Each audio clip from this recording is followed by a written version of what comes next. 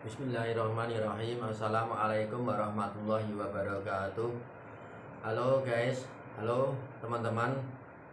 Kita ketemu lagi dalam Celoteh Konseling ya. Ini konten yang selalu membahas hal-hal yang berkaitan dengan konseling dan manajemen SDM, manajemen sumber daya manusia, manajemen pendidikan. Nah,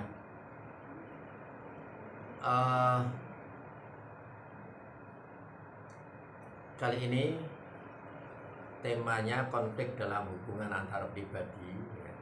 Ini bagian kedua ya. Sebelumnya saya ucapkan terima kasih pada teman-teman yang selalu tidak henti-hentinya dalam suasana apapun selalu memperhatikan atau menyempatkan diri untuk melihat konten ini. Baik, ini jadi part 2. Ini adalah strategi mengatasi konflik. Strategi mengatasi konflik. Nah, strategi mengatasi konflik itu merupakan cara individu, seseorang, mungkin kalau di kantornya pegawai atau karyawan atau pimpinannya merespons suatu konflik itu sangat tergantung pada beberapa hal. Ya, misalnya status sosial individu, tingkat kepentingan ya, tujuan individu, dan lain-lain ya. Kemudian berdasarkan cara-cara respon individu ya, diungkapkan ada 5 gaya untuk mengatasi konflik. Yang pertama itu gaya kura-kura, kemudian gaya ikan hiu, kemudian gaya kancil, gaya rubah, dan gaya burung hantu. Nah, beberapa gaya tersebut ini lebih jelasnya akan diuraikan sebagai berikut ya. Nah, gaya kura-kura atau turtle style, avoiding style ya. Ini kura-kura itu ya, atau gaya kura-kura ini sifatnya menghindar ya, avoiding ya. Itu menarik diri, bersembunyi di balik tempurungnya ya, bersembunyi ya, ngumpet ya, untuk menghindari konflik. Kemudian pendekatan manajemen konflik ini dilakukan individu dengan menarik diri ya, menunda atau mengabaikan konflik yang terjadi. Nah, dalam menghindari kegalauan dan menjaga ketenangan diibaratkan dengan gaya ini ya, masuk ke dalam cangkang untuk menghindari konfrontasi langsung ya. Nah, individu dengan gaya kura-kura ini tidak tegas. Maka kalau pimpinan jangan memakai gaya kura-kura ya. Ya, pimpinan kalau tidak berani mengambil risiko, lebih baik tidak usah mengambil posisi itu. Dan tidak kooperatif ya, unkooperatif ya. Nah, biasanya menghindari atau mundur dari situasi konflik, melemparkan persoalan pada orang lain, serta tidak ingin terlibat perdebatan yang memicu ketegangan ya. Hal ini ada juga baiknya sebenarnya ya. Ini seperti tadi, menghindari konfrontasi fisik atau verbal yang bisa membuat masalah kecil menjadi lebih besar. Nah, lebih lanjut dapat merusak komunikasi jangka panjang ya. Individu yang ingin menghindari kegalauan ya, sangat efektif apabila menggunakan gaya kura-kura ini ya. Dengan pertimbangan bahwa masalah yang terjadi tidak begitu penting. Tidak ada apabila seseorang pimpinan menggunakan gaya kura-kura ini ya, karena menganggap ya, bahwa terlalu kecil masalahnya untuk diurus, sepele, remeh ya, dan tidak berdampak pada organisasi. Pada situasi tertentu, pimpinan yang harus memutuskan sesuatu ya, masalah ya, atau individu yang bermasalah itu perlu waktu untuk menenangkan diri atau cooling down ketika keadaan terlalu dilanda emosi ya, ini agar dapat mengambil keputusan dengan pikiran yang jernih ya, itu sebenarnya bisa ada kebaikannya ada ya, menunda supaya pikiran jernih, tidak emosional ya. Nah, gaya kura-kura ini merupakan strategi yang sah dan efektif untuk situasi tertentu ya, dalam situasi tertentu mencegah kegalauan sesaat ya. Nah, utamanya untuk meredakan emosi dengan mengabaikan masalah yang sepele. Namun sebaiknya tidak digunakan untuk konflik yang krusial, yang penting ya, yang memerlukan solusi cepat dan mendalam.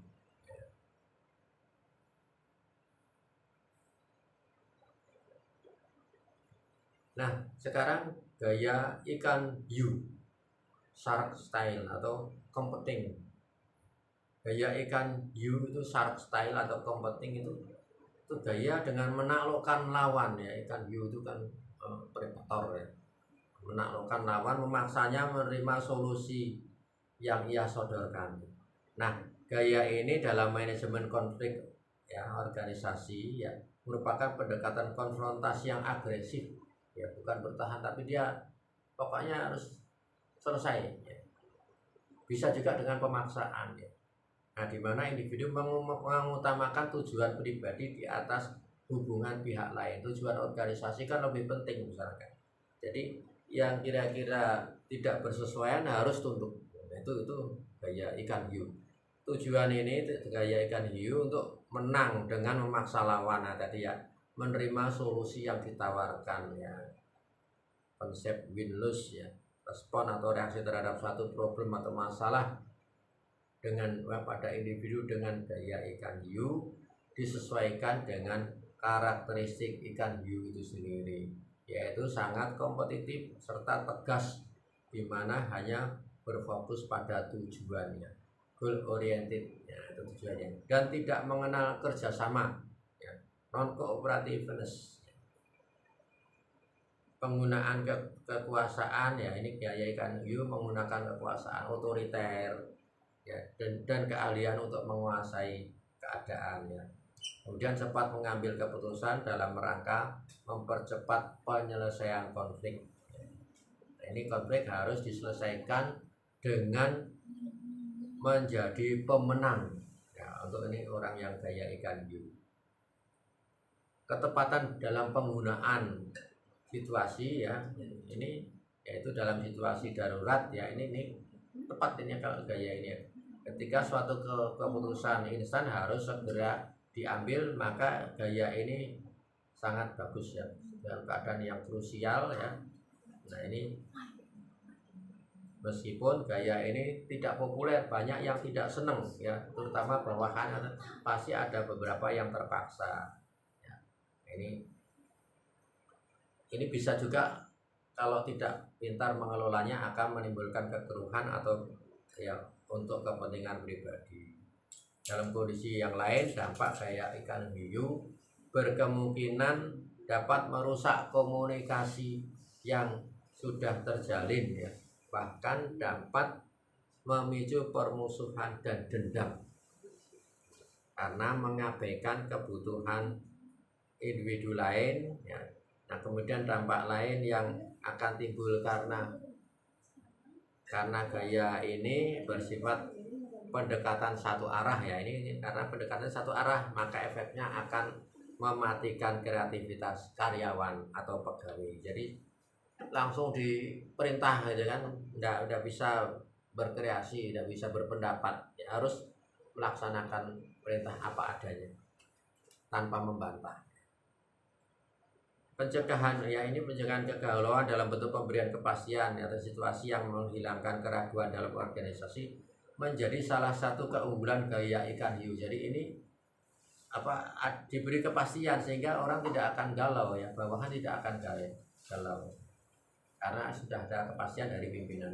Selain beberapa hal yang telah dikemukakan ya sebagai kelemahan, hal demikian dapat terjadi karena gaya ikan hiu ini menimbulkan kejelasan arah ya, tidak ambigu ya, ini kelebihannya ya, dimana keputusan yang diambil hiu bersifat tegas, tidak ada ruang untuk mungkin atau nanti, mungkin ini nanti mungkin penyelesaiannya seperti ini, nanti penyelesaian seperti enggak. Penyelesaian seperti ini, nah tuh langsung ya, to the point pasti. Sehingga anggota organisasi tahu persis apa yang harus dilakukan. Nah ini sangat penting, terutama untuk mencegah kepanikan apabila dalam kondisi darurat. Gaya ikan hiu dapat juga digunakan oleh seorang pemimpin organisasi, instansi, kantor ya, ketika terjadi kebuntuan atau deadlock, kebuntuan kesepakatan atau kebuntuan musyawarah dalam berkomunikasi dengan pegawai atau karyawan. Supaya apa? Supaya tidak terjadi debat berkepanjangan, waktunya apa besok harus segera dilaksanakan ya, tidak ada keputusan. Nah ini bisa dengan gaya ikan hiu ini supaya tidak membuang-buang waktu. Nah kemudian yang ketiga adalah gaya kancil, gear style ya, atau peace solution ya. Gaya kancil ini dilakukan dengan cara mencari solusi untuk berdamai ya, agar tidak terjadi perpecahan ya. Hubungan baik lebih utama ya daripada kepentingan pribadi. Ini gaya kancil ya. Walaupun kadang cerita kancil sebenarnya licik gitu ya, tapi dalam ini enggak. Dalam gaya ini perilaku organisasi mengutamakan harmoni, hubungan baik dan perdamaian ya, di mana individu cenderung mengorbankan kepentingan pribadi atau mengalah demi menghindari pertentangan yang lebih besar ya. Ini ada pimpinan yang seperti itu, orang besar seperti itu, walaupun kalau dia mau bisa ya, tapi dia hindari itu. Dalam konteks pencegahan kegalauan atau kecemasan akibat konflik, gaya ini fokus pada akomodasi semua ide dan kepentingan serta mencari solusi jalan tengah untuk meredam emosi serta mencari kedamaian. Nah ini mencari jalan tengah ya. Nah, ini gaya kancil. Nah gaya kancil mempunyai karakteristik mengidentikan dengan tokoh pewayangan Kunto Dewa. Ini saya sebenarnya ya, ini sebenarnya apa pas apa tidak ini sebenarnya ya, silakan ini sendiri ya. Yang bijaksana, menghindari konfrontasi, di mana konflik hendaknya diselesaikan dengan cara damai ya, bukan secara agresif ya. Percaya bahwa hubungan lebih penting daripada memenangkan perdebatan. Kamu kok gini udah, dia merasa tuh ya sudah, anggap itu ini perhatian yang bagus, sehingga individu dengan gaya ini rela mengalah agar situasi menjadi tenang ya. Nah konflik yang bila terjadi itu sebenarnya tidak terlalu berpengaruh penting bagi organisasi, maka pemimpin boleh memakai gaya kancil ya, kalau konflik itu tidak ngaruh, maka gaya kancil bisa diterapkan, yaitu dengan cara mengalah. Nah ini juga sebagai upaya untuk menjaga kerukunan tim, grup, dengan meredam konflik di mana dia harus mengalah. Lebih dari itu, ketika ada pihak lain yang ternyata lebih ahli dan benar, mungkin dalam pendapat yang bersifat keilmuan misalkan ya, yang bersifat teori manajemen, maka pemimpin harus berani mengalah dan mengakui kesalahannya. Bahkan boleh memakai teori dari teman yang lain. Namun begitu seorang pemimpin tidak harus selamanya mengalah, karena mengalah terus-menerus dapat menyebabkan frustasi atau burnout bagi dirinya sendiri. Nah lebih dari itu, karena konflik hanya didamaikan ya, bukan dicarikan solusinya. Kalau dengan mengalah saja itu tidak ada solusinya, kadang-kadang begitu, maka masalah tidak selesai. Nah strategi mengatasi konflik untuk menghilangkan kegalauan dengan cara kancil ini dilakukan dengan menciptakan situasi kondusif untuk meredam potensi konflik supaya tidak terjadi kegalauan yang kolektif. Nah ini kegalauan kolektif ini ya, bahaya ini kalau kolektif, kalau rombongan ya. Nah apabila terjadi perbedaan pendapat, maka mengupayakan untuk menghindari pertengkaran berlarut-larut yang dapat membuang energi sia-sia. dalam memecahkan masalah dengan tidak menciptakan cara berpikir mencari siapa yang salah, yang itu ya. Pemecahan masalahnya tidak usah mencari siapa yang salah, namun lebih fokus pada harmoni. Untuk itu dalam organisasi seorang pemimpin harus mempunyai kelebihan. Salah satunya adalah manajemen emosi kepala dingin untuk menurunkan ketegangan agar tidak terjadi konflik ya. Nah, gaya kancil ini perlu dikolaborasikan dengan gaya burung hantu agar benar-benar adil dan tahan lama.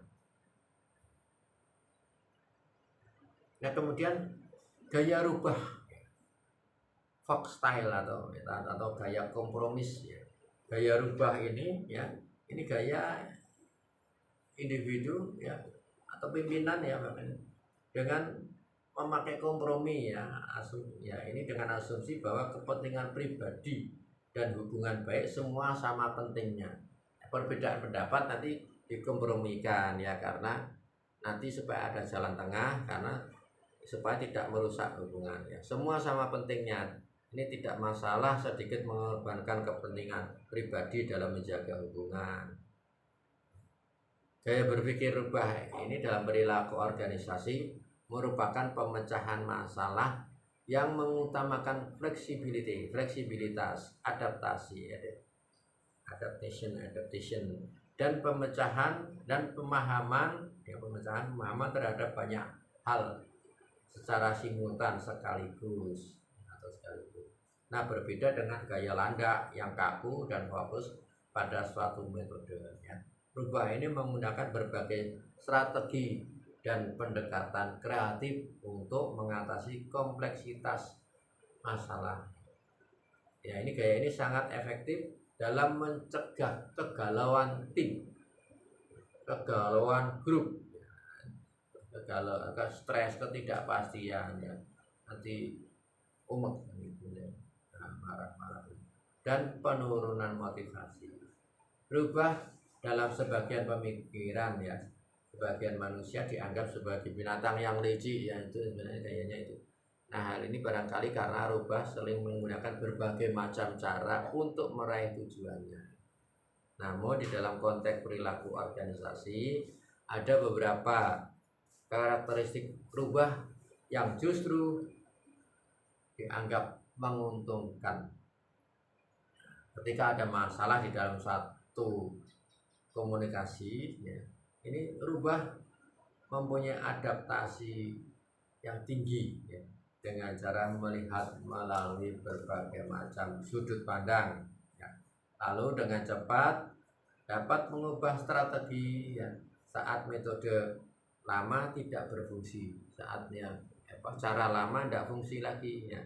Ini terlihat bahwa rubah ini bisa berpikir lebih strategis ya, agak cerdas mungkin begitu ya, serta banyak sudut pandang untuk memecahkan masalah yang kompleks. Ini memecahkan masalah kompleks kemudian potong-potong, dibagi-bagi menjadi bagian kecil ya. Nah, ini di step dulu, langkah kecil nanti setelah itu menjadi selesai semuanya. Pemecahan masalah dengan gaya rubah bersifat proaktif dan kolaboratif ya, dilakukan melalui diskusi serta berbagi ide ya, agar ditemukan jalan keluar yang adil, win-win solution. Nah, individu merespon suatu konflik dengan gaya rubah sebagai solusi kegalauan karena ketidakpastian ya, dengan penyelesaian secara kolaboratif serta melakukan komunikasi terbuka dan empatik. Nah, kolaborasi dalam penyelesaian masalah ya dilakukan bukan dengan memberikan perintah ya, perintah yang otoriter ya, dengan melibatkan semua karyawan, anggota atau pegawai, anggota tim untuk mendefinisikan masalah ini sebenarnya masalahnya apa sih. Nah, itu dirembuk sama-sama. Penyebabnya apa juga, akar penyebabnya apa. Nah, kemudian membuat rekomendasi adaptif yang sesuai, yang merupakan solusi secara umum. generate adaptif. Semua kegiatan dilakukan dengan komunikasi, melalui komunikasi terbuka dan empatik ya, agar terhindar kekhawatiran munculnya konflik secara laten. Nah, gaya rubah atau Fox style dalam problem komunikasi adalah strategi komunikasi yang berfokus pada kecepatan penyelesaian konflik dengan menyeimbangkan tujuan pribadi dan hubungan baik. Nah, gaya ini mencegah kegalauan ya, anxiety atau stres dengan cara mencari titik tengah, win-lose atau lose ya, ringan ya, titik tengah, agar konflik tidak berlarut-larut.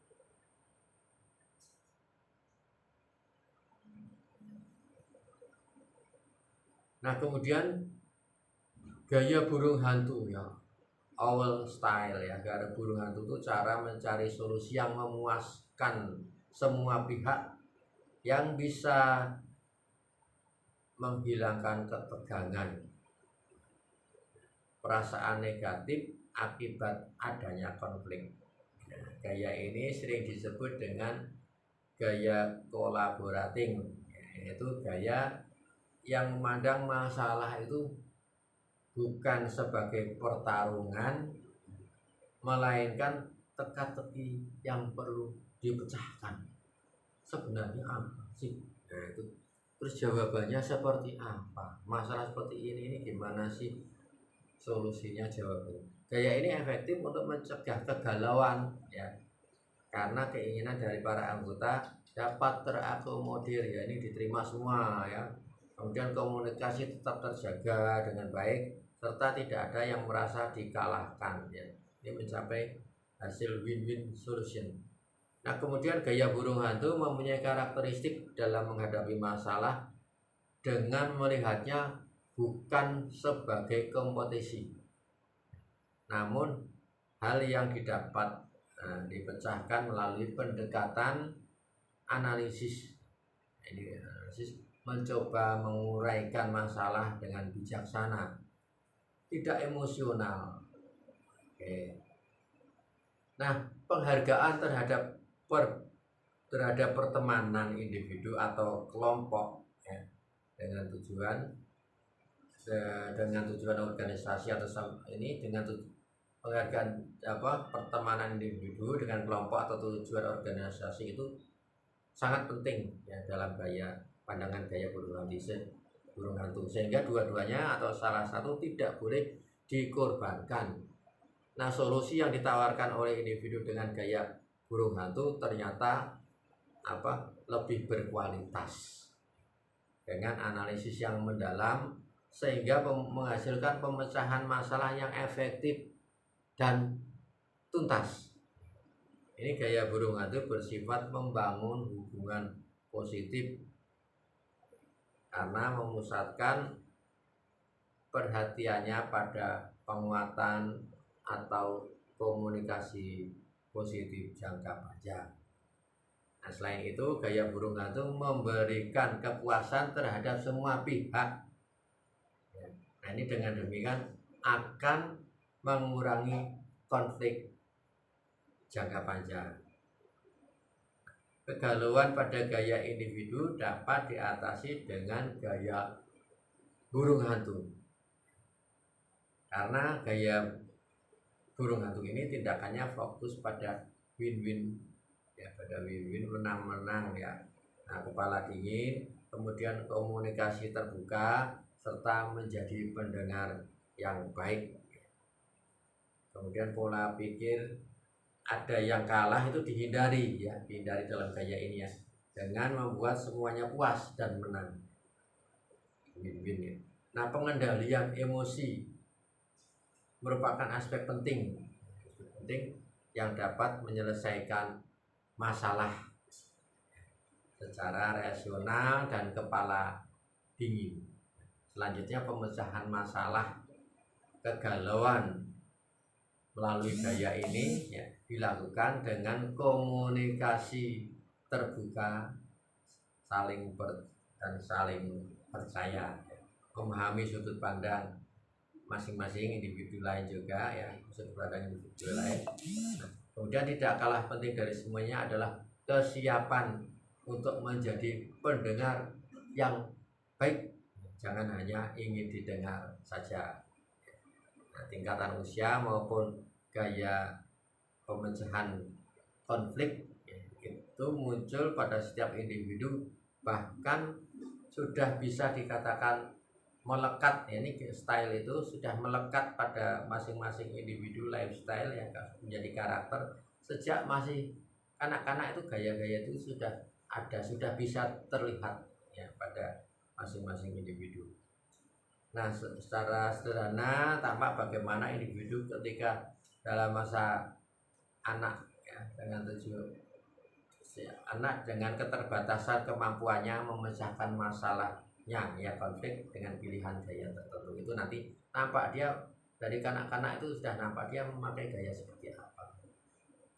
Baik, itu saja yang bisa dikemukakan untuk kali ini. Sebelum kita tutup, saya ingin berdoa untuk kita semua, saya, Anda, dan orang-orang yang kita cintai ya, agar diberi kesehatan untuk hari ini dan masa-masa depan yang panjang, agar bisa terus mengikuti ya tema-tema dalam video yang selanjutnya. Terima kasih. Assalamualaikum warahmatullahi wabarakatuh.